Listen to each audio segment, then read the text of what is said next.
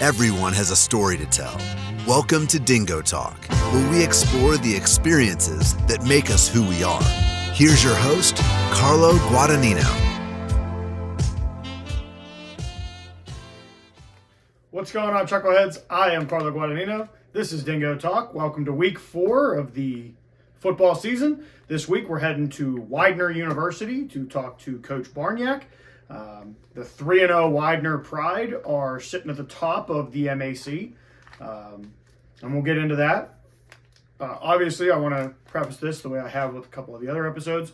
These were recorded before the season, so you're going to hear a lot of talk about what he felt going into camp, and then obviously his story of going from Del Val to Mary Hardin Baylor and then finding his way to Widener. Before we get any further, I want to say, make sure you follow us on X, Facebook, IG, and TikTok. The only one that's different is the Instagram page. That's dingo_talk. If you're watching on YouTube and Spotify, we really appreciate you. Make sure you hit the like and subscribe and the little bell for Spotify so that you don't miss out on an episode. Widener's going in 3-0 against Stevenson last year, same game. Widener had a lead at halftime, and then it got away from them in the second half. I believe when we had this conversation with him, it was 2 big plays that changed the outcome of that game. But just to give you an idea of what this Widener team is bringing, they're outscoring their opponents 43-16. They're outrushing their opponents by a significant amount of yards, and they're putting up just shy of 300 yards passing a game. So it should be an exciting game. I hope you guys will stick around for overtime to see who we picked for this week's 10 games. I can tell you, for those of you that watched last week, somebody in the room is disappointed, and it's not this guy. So without further ado, really appreciate you being here, and this is Coach Barainyac. What's going on, Chuckleheads? I am Carlo Guadagnino. This is Dingo Talk, and my guest this week is the head football coach of Widener College, Coach Barainyac. Did I get that right, Coach? Yes, sir. That was a good job. You know, hey, I made a mistake a couple episodes ago. The guy gave me his name 3-4 times, and I mispronounced it all 3 times. So, with a name like mine, I'm kind of used to it, man. It's been playing Little League all the way through, be on the road, coaching now. They introduced me.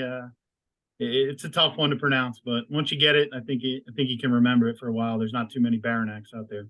I share your pain both with my last name, and I have a first name that people don't understand. It's 5 letters and not 6. They like to add the S to it because, of course, it has to have an S. So we're going to do this like we do every week. We're going to take you back in time to your playing days, and we're going to work our way forward. So my question for you is, how did you, and you're not, as a member of the MAC, you also played in the MAC. So how did you find your way to Del Val?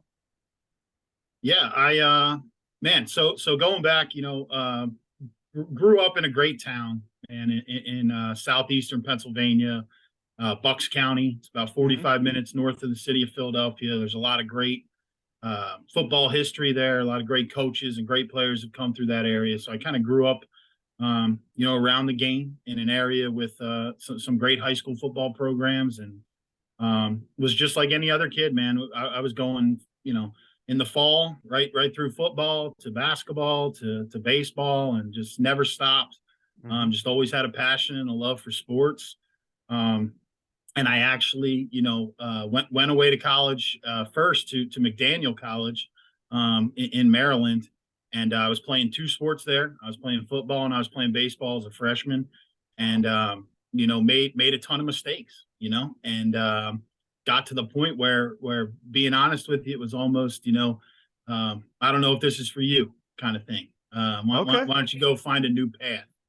And I went home, and man, I hate to say I regret it. I wish I would have done things a little differently. I was 17, young guy going away to college, and just wasn't mature enough to handle it.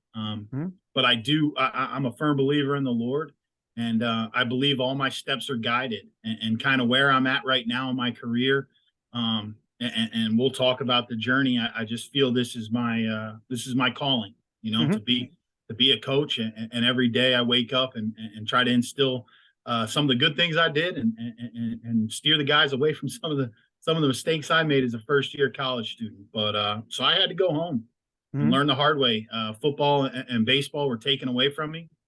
I was working construction for my father, and going to a community college to get my grades back up. And my dad was a high school football coach, and he Mhm. coached a bunch of different places here in southeastern PA. And I was playing in a rec league, summer basketball league, with one of my best friends, a guy who was in my wedding. He transferred from Susquehanna University to Delaware Valley, and he said, "Mike, why don't you come check out Del Val?" And Del Val was about 3.5 miles from my house. And I was like, I don't know. And I was at an all-star game, a Bucks County all-star football game, Mhm. just watching, sitting in the stands. And I ran into my head coach, Jim Clements, who's now the head coach at Kutztown University. And like I said, man, my steps were guided. Greg took me up to him. My buddy Greg is the guy's name, and introduced me to him. And I just said, Coach, this is my situation, and I'd love a second chance. And I got my grades up at the community college and was able to get into Del Val, and played there and had a wonderful experience. And I think just the guys that I met there, guys Mhm. that are still on their coaching staff, that gave me a second chance to graduate and play ball. I just admired him, looked up to him, and just, hey, this is the path that I want to go down. I want to be like these guys that have influenced my life, and give back to the game. So I played there for Coach Clements, and he actually gave me my first job. So it was,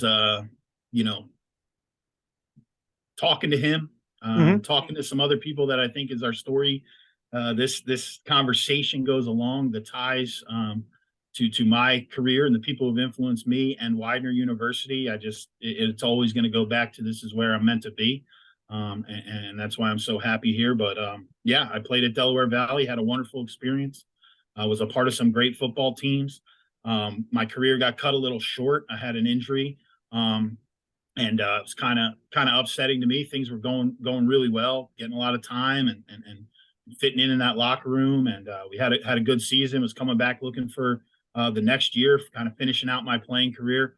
Had an injury in my neck, and it kind of just was the time for me to kind of take the next step in my life. And I thank God every day for Coach Clem, man. It's such a good man. And he said, Mike, why don't you start coaching football? And I think it took 2 seconds. And I was like, yes, I'm in. And that's how the journey began for me. And I ended up graduating from Del Val with my bachelor's degree, ended up getting a master's degree. So, I try to tell my players all the time, it's not how you start, man. It's how you finish, and kind of keep your head down and be resilient. And I think that's what I've done in my career. And I try to pass that on to my guys. Now, did growing up around a high school coach kind of, did that make it easier to get into coaching, or was it kind of a mix of being around coaching and the fact that for the second time in your college career, kind of football was abruptly taken out from under you? Is it kind of a mixture of both? Yeah, I think I've always wanted to be a coach, man, since I was in middle school. I mean, if you looked at, and that's probably part of the problem my first time around. My attention span, maybe for some of the things I should have been paying attention to, wasn't as great as sport. I was the kid that still to this day, some of the guys on our coaching staff right now, we're in that transition between camp and some vacation time. I don't do that. My vacation is tonight. When we're done, I'm going to watch the home run derby, because I love sports. I watched the basketball playoffs, and my life was just consumed by that. And then when I had to move, get out of that comfort zone of being at home and being around a coach's son and someone waking you up and pushing you and doing that stuff, and had to do it on my own, I just had a little growing up to do. I'm glad I finally was able to do that, but I think it helps influence the way I coach and the way I teach. But certainly, man, the town I grew up in Bucks County, some legendary high school football coaches, legendary high school football teams. I grew up in a town called Chalfont, so the town right over from us was Doylestown, which you've probably seen the last game, CB West and the dynasty of the 90s in the PIAA. That was my town, so we looked up to the high school football players. Coach Pettin, who who has passed away. There's a statue of him in our town. So I think just being attracted to those type of guys, those pillars of our community, and the way those guys influenced me, it was something that I've always had in my heart. Maybe even more so than playing. You know, I had dreams of being the shortstop of the Phillies, or it's a starter for the Steelers or something. I'm a Steelers fan actually, but that's right. I just, coaching was always where it was going to go. I couldn't see my life without sport, because truly everything I have in my life is because of sport. Relationships with my friends, every guy in my weddings through sports, my family because of my father being a coach. My wife, met my wife at my first job. She's a Del Val girl and played softball, was a great player there. And she was a manager for the team when I was a student assistant. And, so everything I have has been given to me through the game. And I feel just my steps have been guided, and that's kind of where I'm at now. So I'm blessed to grow up in the town I grew up in. And I'll be back there in a couple of weeks for a youth camp in the same Little League organization that I was in. And it's a great sports and football community. And I'm blessed to grow up in Bucks County for sure. Well, and it's great, not only that side of the state, but the state as a whole. I mean, you have a lot of on both sides. I don't know much about Central PA, but I know the east side and the west side of the state are pretty well dominated. So staying on the east side of the state, why in 2012? And I think I know the answer to this, but why Villanova? Why was Villanova where you kind of after Del Val? Why was that where you found yourself? Yeah, I think that was just obviously a wonderful program. Coach Talley was the head coach at the time, and a legendary head coach.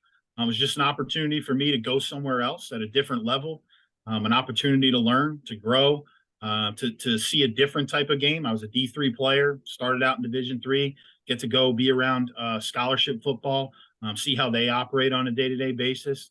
So it was a really good experience, learned a ton. We had a great team in 2012, went won the CAA, which in FCS football is as tough a conference as there is in the country. Yeah. And we're able to make the NCAA playoffs. And, it was a cool run. Got to, for the first time, a D3 guy getting on an airplane, traveling to games and staying in hotels every game day. And just those experiences that just kind of help, go into your Rolodex as a coach.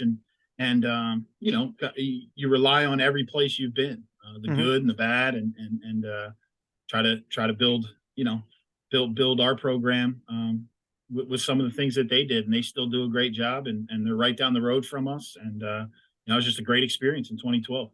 Now, can I ask? So, prior coaches, we've talked to them about the big difference between the Division I, Division II, those are the scholarship guys, and Division III. And everybody knows that's one of the biggest differences, if not the biggest difference. Everybody else I've talked to, they've said that the noticeable difference between Division I and II and Division III is the guys up front. Is that where you can really see a difference between the players at Division I and II and then the Division III level?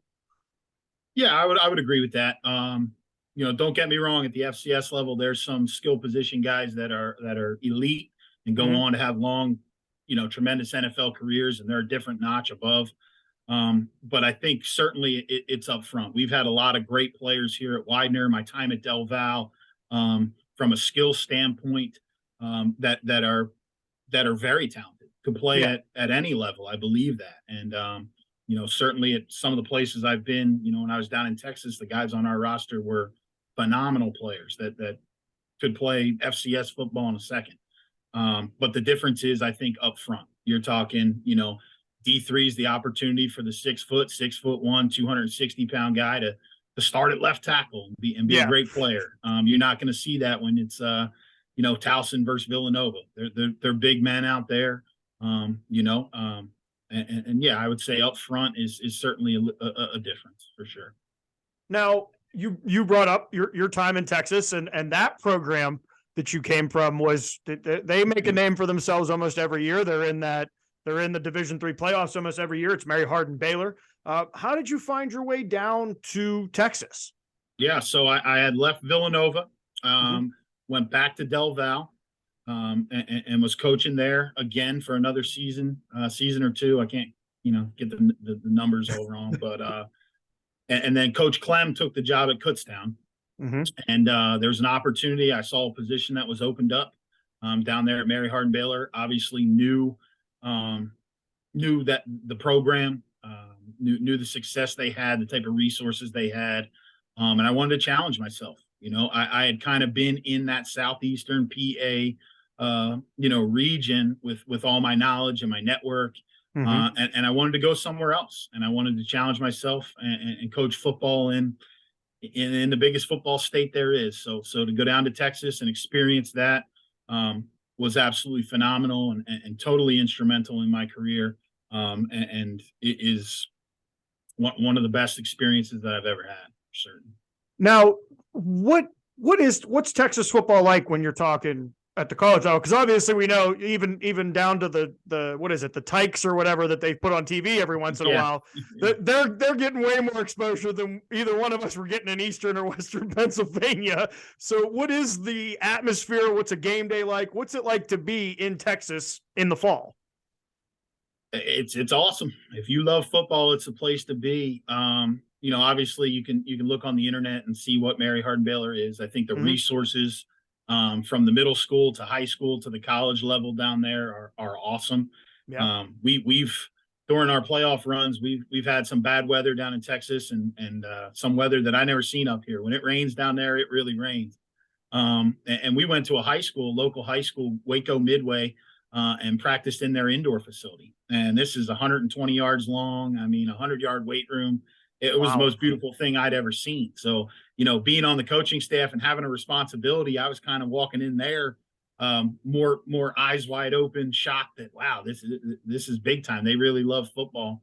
I lived in Temple, Texas, which, is the home of Mean Joe Green for the Steelers fans that might be listening out there. So, it's every high school down there, every town, every community has so much pride in their team, in the young men and young women and everybody who participates in the show that is Friday Night Football. So we would have our walkthroughs at our stadium on Fridays. And by the time we would get out of there, Belton High, which was right down the street, kind of across the street from our practice facility at Mary Hardin Baylor, there'd be people all over the place. It was a 5-10 minute drive that would take myself and my roommate, another guy I was coaching with down there, 30-45 minutes. We'd be taking back roads and learning little country roads in Belton, Texas, just to get to Temple. And it's just a testament to how much they love football. A Saturday down there at Mary Hardin Baylor is incredible. So for any of the D3 football fans that are out there watching or listening, if you have an opportunity to go check out Crusader Stadium and a game down there, it's second to none. It's the most beautiful Division III stadium there is, without a doubt. And I was just blessed to learn from Coach Fredenberg and Coach Harmon and Coach Lee and the guys down there. And man, the people in Texas are that Southern hospitality is a real thing. I could pick up my phone and tell you stories right now. If I called Coach Fred, who in my opinion is second to Nick Saban, man. He's as great as it gets. And I could call him right now and he'd answer because that's the type of man he is. And I think that part of my journey, guiding my steps, taught me that he's a servant leader, and and that's what I try to be. So he's certainly a guy that I admire and have great respect for, and everyone down there. So it was awesome, and Texas football is the real deal, man. So you spend 2 seasons down there, is that right? Yes, 15 sir. and 16. 16, yes. What made you want to come back up? And listen, when we do at the end of this show, my girlfriend, we do an editorial at the end. She's going to question you a little bit of the leaving Texas and coming back up to North. She's not big on the snow or any of that. So, I understand. What brought you back home?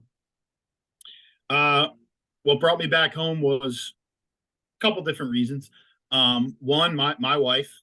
So I was getting married during that time. We were getting married. And she's from Delaware. So I'm from little north of Philadelphia. She's from Delaware. Widener's kind of right there in the middle. Perfect for the family, for us to start a family, and had an opportunity to join a university here at Widener and a program here that's full of tradition. Played against them, knew what they're about, and just thought it was a great opportunity to be closer to family and coach football at a great place. And I think some of the ties back to my playing career, my position coach at Delaware Valley is a Widener grad. Mm-hmm. Coach Clements was a Widener grad. The most legendary coach and college Hall of Famer here from Widener is Bill Manlove.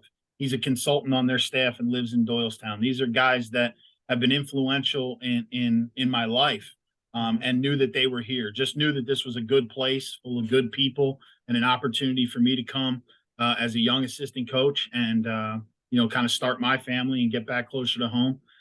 It wasn't an easy decision. It's never easy to walk away from the number one team in the country. But like I said, my path's kind of guided, and it just felt right in my heart that this is where I needed to be for myself and my wife and our family. And I've been blessed. It's been a great decision. And then, 2 years in, on top of you get to come home, you start your family at Widener, and then 2 years later, the call comes to you're no longer going to be you're no longer going to have just one room. You're going to have all the rooms because you're the guy. So How did that come about? Well, I came up here in 2017. I was the offensive line coach, and was set to be the O-line coach again in 18. And about 2 weeks prior to camp, the offensive coordinator had left to become the head coach at Defiance College out in Ohio. And Coach Kelly, who gave me the position here as our head coach at the time, I called him and I said, "Hey, I'm ready to do this. Let me call the plays." And he gave me the reins to that, and it was awesome. And we didn't win as many games as we had hoped for, but we did score a good amount of points, and I was able to start implementing some of the stuff that I had learned at my different stops. Mm-hmm. And prior to the 18 season, after the 18 season, there was a coaching change made. It was myself and the defensive coordinator were left here in the building. We didn't know what to do. So that was one part of my coaching journey that I hadn't been through yet. Mm-hmm. They always say coaches are kind of hired to be fired, or whatever those sayings are. And I called my wife and said, maybe this is the time. I'll wait for that knock on my office door and see what happens. And it never came. And then, so to go back to the ties to Widener, mm-hmm. I made a few phone calls. I called Coach Clem to get his advice, who played here. I called Coach Manlove to get his advice. Coach Manlove said, why don't you walk down and talk to the athletic director and just see where they're at in the process. And so I went down, had a conversation with Jack Schaefer, who's our athletic director here, wonderful man, and just said, "Hey, Coach, I don't know any better than to keep working. So I'm going to go hit the road with the DC, and we're going to keep recruiting. And when I get back at the end of the week, I'm going to start the off-season program, and we're just going to go until a decision's made." Mm-hmm. But I'm not naive enough to realize that if you bring someone else in, I might not have a spot here much longer. And we had a good conversation. He said, "Well, why don't we make you the interim head coach?" And so I said, "Okay, well, give me a night to think about it." And I kind of went back and talked to Coach Manlove again, and he gave me some great advice. He said, "Go back in there tomorrow and say you'll be the interim head coach, but guarantee that you get a spot to interview. Give me a mm-hmm. shot to interview if I take this." And I talked to Jack again, and he agreed to that. And then I just went to work, just put my head down and coached our kids, because at the end of the day, I'm a grown man. So if they let me go, they let me go. I pick myself up by my bootstraps and figure it out. But I couldn't let these kids start preparing for a season without a coach, and not go to the weight room, and not check their academics, and not do all the things that I know they needed. So I did my best to do that. And we were a skeleton crew. It was myself and Coach Dan Connor, who was my first DC here. Now he's up at Penn State. And, we were in it together, man. And we recruited 50 kids that year. The two of us brought in 50 kids to the school. We maintained everything, and we waited to hear after the interview. And I'd say, I don't know the exact date, but I remember the day vividly.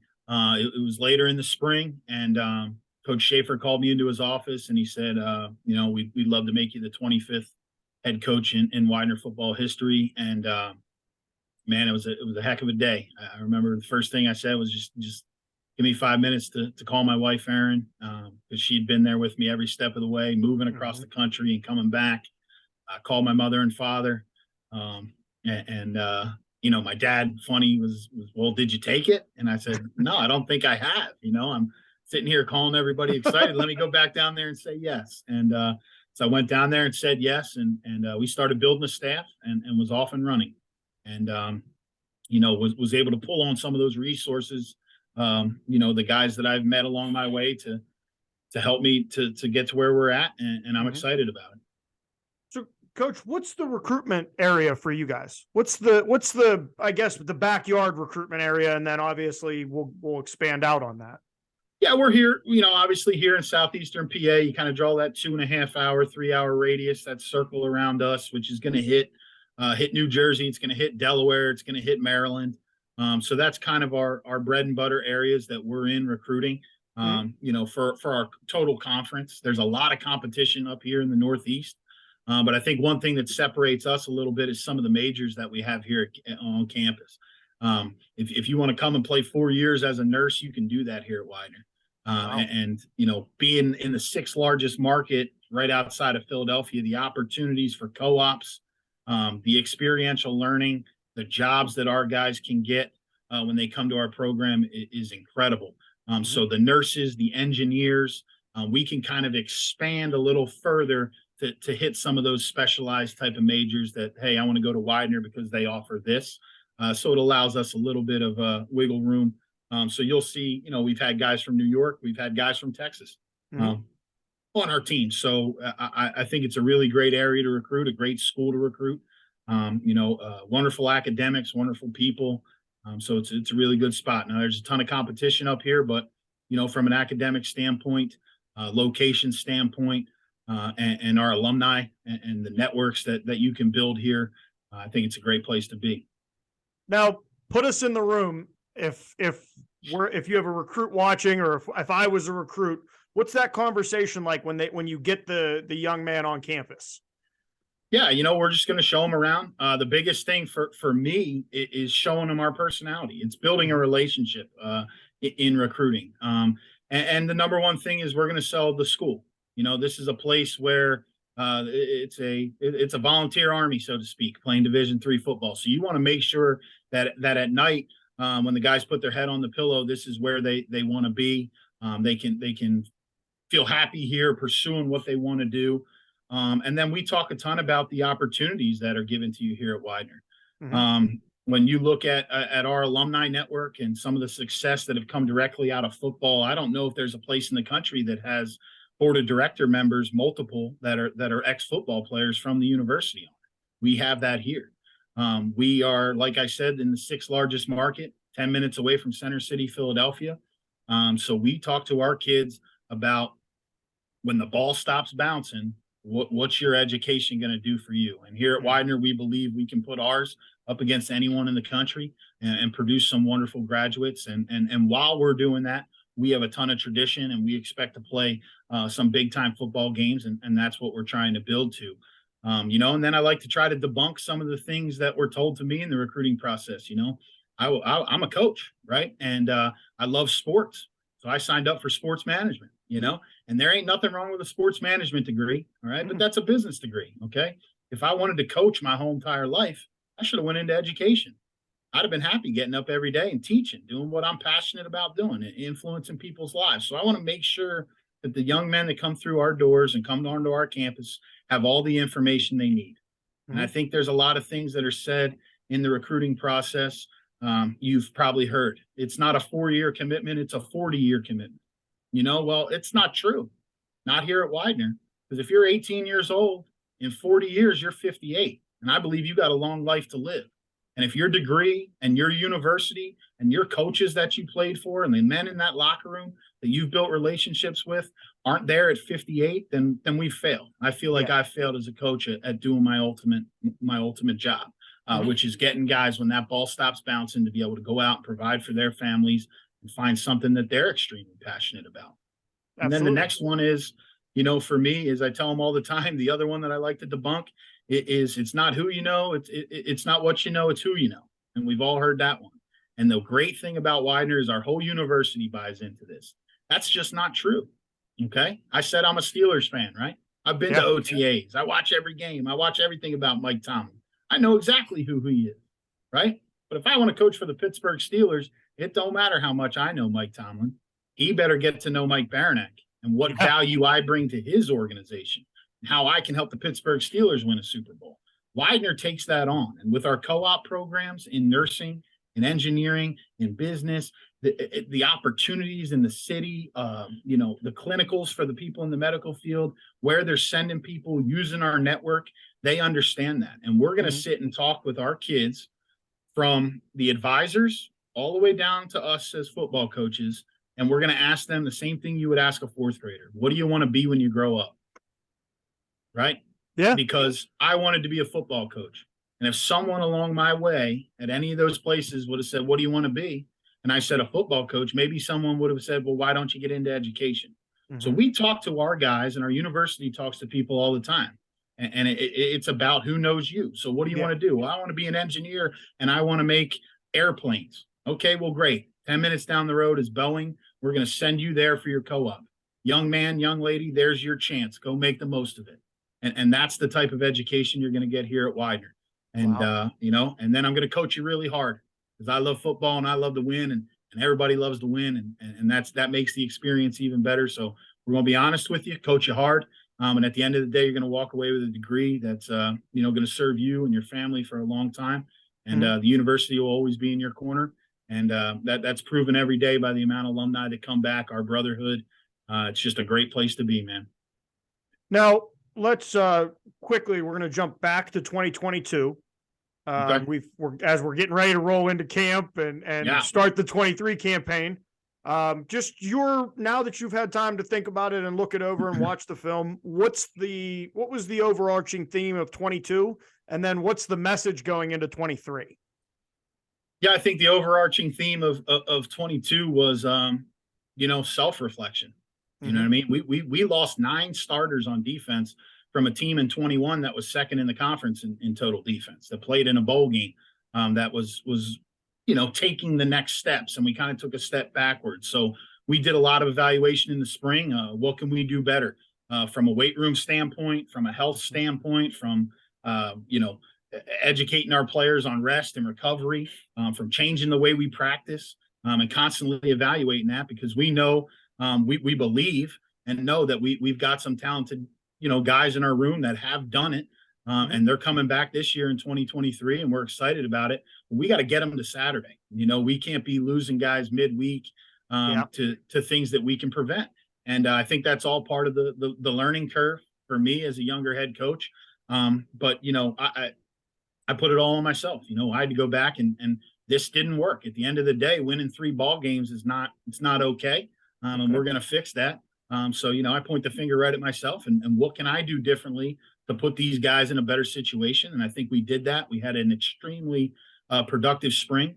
We got those guys back healthy. Our medical staff here with our athletic trainer, AJ Duffy, our team doctors, the people at the university have got our guys, patched up and ready to go and healthy, and they're excited. And then we had the opportunity, because of last year playing with so many guys out for injury, a lot of young guys that got a lot of playing time out there and some experience that we saw in the spring emerge as guys who can help us. So we're really fired up to get started here in August. And I think the overall arching theme is the same thing. That's the theme of our program. As the pride of Lions is to keep hunting. Some days the lion gets up, he catches the gazelle. Some days he doesn't. The lion doesn't really take too much time to sulk and pout about it. He gets up the next morning and he keeps hunting. And that's what we've been doing. We brought in some really good players in our recruiting class this year. We got our guys healthy. We've developed other ones. Now we're excited to go out there. And the biggest thing for me is I know those guys are hungry. We were embarrassed last year. I think sometimes it could have been the best thing for us. I believe in my heart. I know I talk a lot about those guided paths and that my steps are guided, but I believe at some point, as we build this program to what my vision is and what our vision is here as a university for our football program, we will look back on 2022, 3-7, and be very thankful that happened. because I think sometimes you can find a lot of, you can find a lot of holes in your system of what you think's working, and you can change it and change the mindset and the culture of our players in the locker room, because they felt the embarrassment. They knew that they were better than what they put on film. And, we're just eager to go out there this year and compete again. And I think it'll be a great learning lesson. Staying with 2023, or more or less overarching, since you were back, you played in it and now you're coaching in it again. Where does the MAC rank? Because, so we've had the OAC, which has dubbed themselves the SEC of Division III. We've had, I played in the PAC. I've talked to a lot of those coaches throughout this series. We're starting to get Liberty League and Landmark. We got some Landmark teams, but the MAC, it seems that top 4, top 5 is kind of, well, the top 1 seems to be so, and does not mean that in 2023 that can't be changed, but it seems that Del Val sits there, and then it's kind of a race for that 2, 3, 4 spot in the conference. What makes the conference so good? Back to when I played in it, so you're talking the early 2000s and even prior to that, I think you've seen a bunch of teams win it. Del Val's going on their run. Widener's had their runs. Albright's had their runs. Lycoming's had their runs. Now Lycoming is gone. Stevenson is a tremendous program down in Maryland. But every week I think you just got to bring it. I think because of the area that we're in, we're all competing against each other.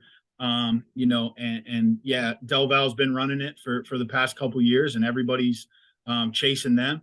But I think, from being in that program and coaching in that program, I know those guys preach the same things, that, hey, we can't just come out here and expect to win, each week. They got to prepare, and they've got to be ready to play on Saturdays. And I just think from top to bottom, any given Saturday, anything can happen in our conference. There's really good football coaches. There's really good football players. The universities are in really good football areas, that I just think it's a really good conference, and I think when some of our teams make it into the playoffs, and you've seen Del Val recently, we can go on a little run. Now, I'm not naive, because I've been at UMHB, and I know those teams. There's a certain point where you get to where, I don't know, how do we match up out of the East? It's been really tough in Division III football. There hasn't been a representative in the East in the Stag Bowl in quite some time. And it's not because the football's not great. It's not because the coaching's not great. It's because we're picking each other's players off, Yep. Mary Hardin Baylor, and I love those guys, and they run a first-class program, but they're in Belton, Texas, which is 30 minutes south of Waco, right on I-35. And then their rival, Hardin Simmons, is in Abilene. Yep. So pull up a map and do the bus ride to Abilene, where your next great competition is. Well, Del Val's 45 minutes from us. Yeah. Stevenson's an hour from us. Albright's an hour from us. We're all competing against each other in a spot that is, really, really contested. We have every level of football right in this area, from Power 5 all the way down to some sprint teams. So there's that. But our league's awesome, man. You can't take anyone for granted. You can't sleep on anyone. Great players, great coaches, great atmospheres, and it's exciting. It's exciting to be in the MAC, and I think the team that comes out of the MAC, I think, represents itself pretty well in the playoffs. And it's hard to find games up here. So I think a testament to our conference as well is where they go. Coaches going out to find their non-league games. I think we're a conference that tests ourselves. And guys aren't afraid to go play people, and that's good. And then, obviously, so we talked about the conference. What is the significance of Division III? So for those players that maybe, and you talked about kind of dispelling the rumors and what gets told to players a lot of times. There's I don't know how many high schools across the country. There's 100, maybe 100 kids on each one of those football teams. 1% of those 100 kids are going to go to Division I. 1% of the 1% are going to go to the NFL. Why is Division III a good place where you can end your athletic career finishing up doing what you love to do and getting a degree? Yeah, I think people don't realize how competitive it is. I think every team in the country sees young freshmen, first-year students coming into their program that think, oh, it's D3. Maybe I don't have to do this or that. But the programs in the country that are the best, they're putting in the same 20 hours that the NCAA allows. They're watching the film, they're lifting, they're practicing, they're putting in extra time. So I think it's just a way that you can continue playing a sport that you love at a very, very high competitive level where the expectations are to play for championships and win. Yeah. There's a championship at the end of it with one team carrying that trophy on ESPN and the Stag Bowl. That's cool. But at the same time, you can also compartmentalize and walk off that field at the end of the night and put your effort into something else. Not saying at the other levels that those guys aren't going to school to be student athletes, but I think it's the true definition of a student athlete. You're getting guys in our program that are taking 21 hours in chemical engineering. Yeah. And they're not missing a lift. They're not missing a team meeting. They're not late for anything. And to do that, the type of character that it takes, the type of determination that it takes, the type of effort that it takes a special person. And I would love just, from this talk, more people watch this to realize that there's a lot of great football played at the Division III level with a lot of talent. And those guys are putting in more work than you could imagine. And I think it's just a place where those guys could do both. And if you're a guy like me, which I think majority of the guys who sign up for that volunteer army of D3 football are, that they love it and they're willing to commit to something like that, who else would you rather be around? I mean, those are the best guys to be around. Talk about the learning experience by sitting next to a guy that's grinding his way through college and never missing anything. That's a testament to who they are, the families that come through these D3 programs. And it's why if you look out there in the world, I'd be hard pressed to find any major company in the country that doesn't have some form of a D3 athlete in a very high position, because they just know how to work and they know how to find a passion, something that's passionate to them, and put all their energy towards it. And that's why I love it. I like to tell our coaches, and I like to try to be the best 2 hours of that kid's day. You're playing football, man, and it's college football. Don't worry about what's going on in chemical engineering right now. Let's have fun for these 2 hours and make this great. And then when you walk off that field, go be the best chemical engineer that Widener's ever had. And, and we give them the free rein to do that. And I think the coaches at the Division III level, certainly here at Widener and across the country, support those guys in that effort. At the end of the day, I want to win as bad as anybody you've talked to on here. And they all want to win, all right, because we love it and we're competitive. But the number one thing that is my calling is to make sure that these guys are set up for when that ball stops bouncing. So I'm going to support them, win, lose, or draw, academically, socially, emotionally. And I think that's what makes Division III football special. We probably put a little bit more pressure on ourselves at the Division III level in the coaches' offices than maybe there actually is. Makes sense. If we have a tough loss, it stings. It stings me just like it does an FBS coach, but it's not on ESPN. I you know what I mean?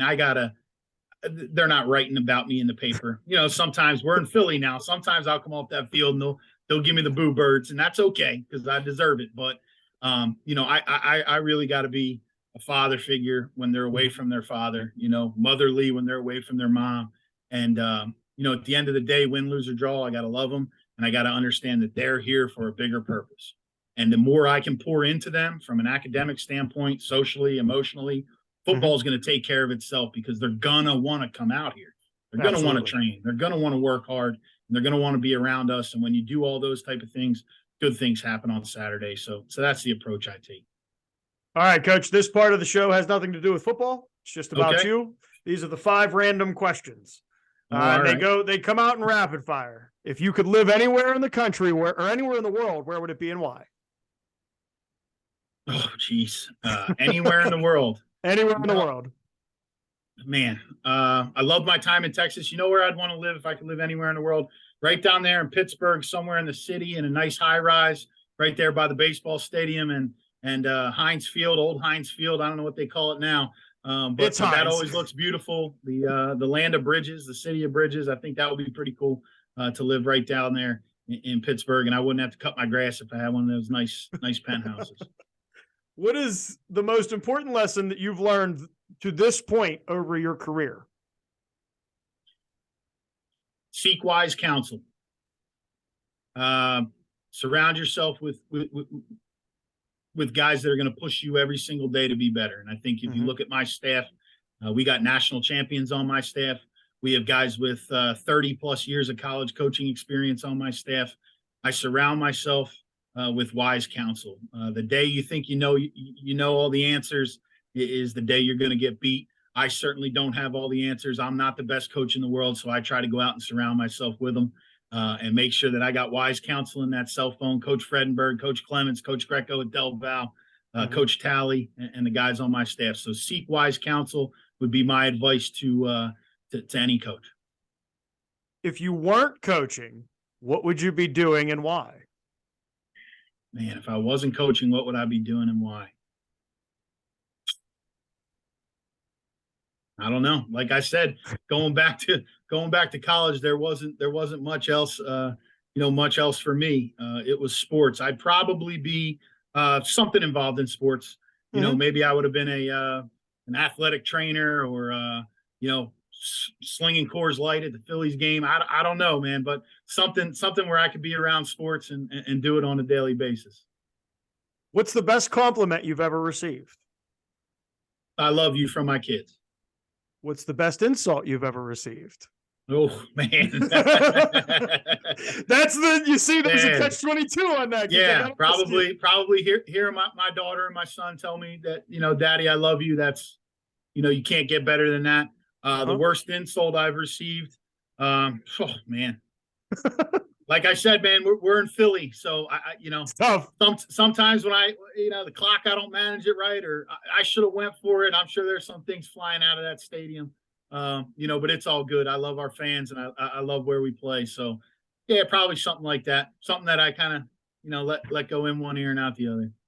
And then the last question, was there a question you were expecting me to ask you? And if so, how would you have answered it? Wow. Obviously I think when you look at my resume, kind of following what you've been doing and listening to some of your shows, I thought there'd be something about Mary Hardin-Baylor in there. The stadium, the locker room, how is it in Texas? So I guess I was a little bit prepared for that, but nothing really caught me off guard. No. Well, Coach, I really appreciate you taking the time. I will tell you this: we're finalizing our 10 games this year. We're going to try to make it to 10 games. Obviously, okay. Leaving from Morgantown, we have to make sure we're in that radius. So I think it's 2-3 hours, so we can make it for. We want to be able to see the games and the atmosphere and the tailgate areas and whatnot. But I want to say thank you for taking the time to join us. I'm glad we could finally get this done. I feel like we've been going back and forth. Absolutely. I appreciate it. Absolutely. I'm glad I could have you. And for those of you sticking around, we're going to send it over to Serenity for the editorial. And that's where she's going to tell me I probably made a bunch of mistakes and she won't have a top 3 for me for whatever we're going to go with this week. So, stick around. We're going to have a good time. Coach, again, thank you for joining us. And we'll be right back, Chuckleheads. What's going on, Chuckleheads? Welcome to Overtime. I am Carlo Guadagnino, Serenity Brown.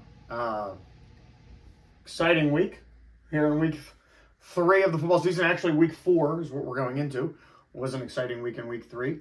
We just wrapped up with Coach Barainyac with Widener University. We'll see where Widener does this week. 3-0 going up against Stevenson. We'll talk about that. Obviously, we'll get to our picks. Somebody doesn't want to talk about them because it was short-lived, that reign at the top. But a couple things I want to talk about. First, Mario Andretti over here is a little tight. So if she looks stiff, it's because she was in multiple car wrecks this past weekend.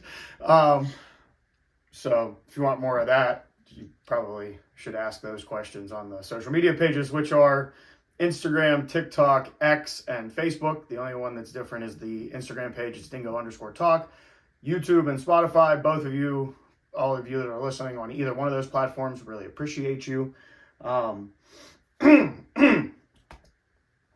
So 5-5. How'd last week go for you?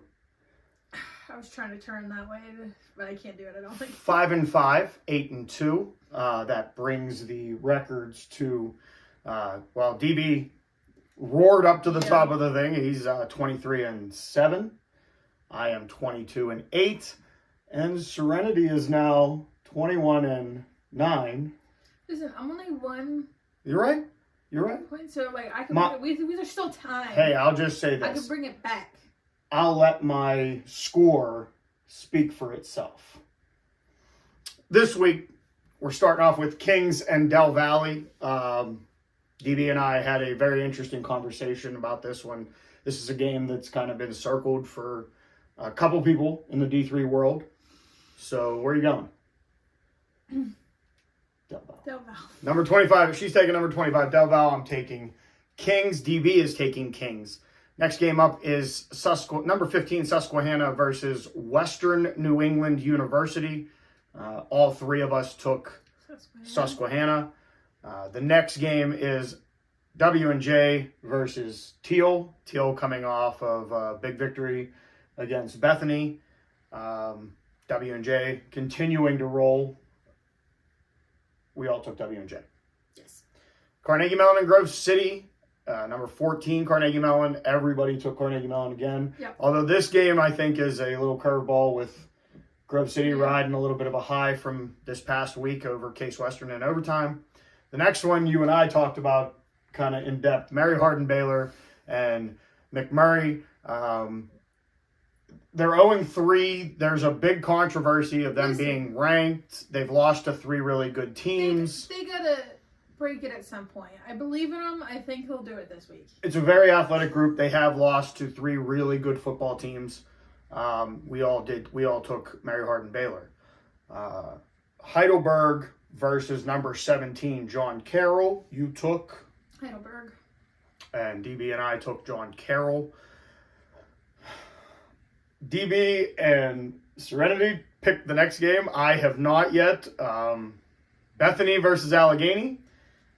So Bethany let me down last week. I was trying to be a good alumni. So this week, I'm picking Allegheny.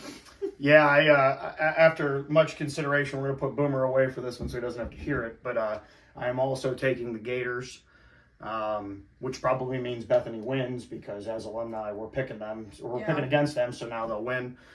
Number 8, St. John's versus number 19, Bethel. DB and I took St. John's. And I picked Bethel. Why not? The next game up is Utica and Curry. All three of us picked Utica. And then the game of the week. The reason we're here, the coach that we just talked to, Widener versus Stevenson. You picked Widener, which is the first time all year that she has picked the team that we interviewed. And DB and I both picked Stevenson. Now Widener comes in 3-0. And they have put up a lot of points this year. So that's a game that we'll be keeping our eyes on, as well as that Kings Del Valle game. There is a game that we did not pick this week because they're not playing, but they have slowly rose up the board, and that's Whitewater. They're on a bye week. So, you want to talk a little bit about your racing? I want to go take some medicine right now. All right. Well, so that's probably where we should end it because she needs to take some meds and not be as stiff. Hopefully next week when we do this. We'll see you next week, Chuckleheads. Thanks for checking out this episode of Dingo Talk. Don't forget to rate, comment, and subscribe. For more info and to contact the show, you can find us on Twitter @Dingo Talk.